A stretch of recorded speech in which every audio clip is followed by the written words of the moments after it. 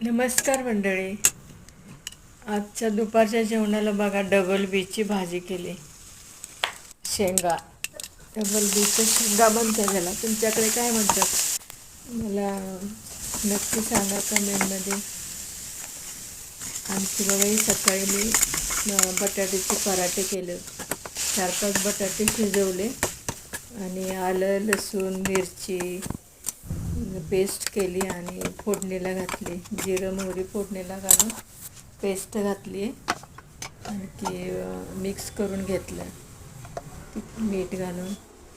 आणखी हे चपातीचं पीठ मळलं, पण थोडंसं घट्ट झाल्यामुळे ते थोडं पुढे सरकेनं झाले. म्हणून मी काय केलं, पातळ लाटी लाटली. आणखी मग घालून मग ते थोडंसं व्यवस्थित झालं. हे पराठे करायचे म्हटले ना तर थोडंसं पीठ थोडं सैल करावं लागतं.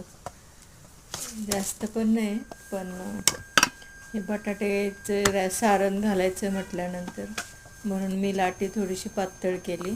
आणखी मग बरोबर झालं. ते टेस्टी झाले पराठे.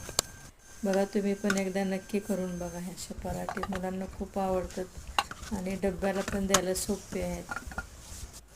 नाश्त्याला पण आपल्याला घरातल्यांना. हे कॉफी आणि पराठा मुलांनी खाल्ले. 4-5-7 झाले, जास्त नाही झाले.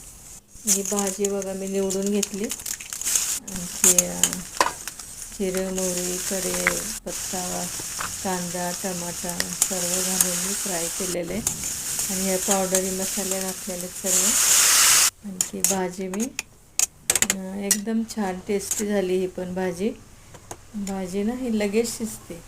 थोडंसं शेंगदाण्याचं कूट घातलं आणि कोथिंबीर, तिखट मीठ तुमच्या आवडीनुसार घाला. एकदम छान झाली. ही पण टेस्टी झाली भाजी. कशी वाटली रेसिपी? आजचं प्लेट दाखवलीच नाही आहेत.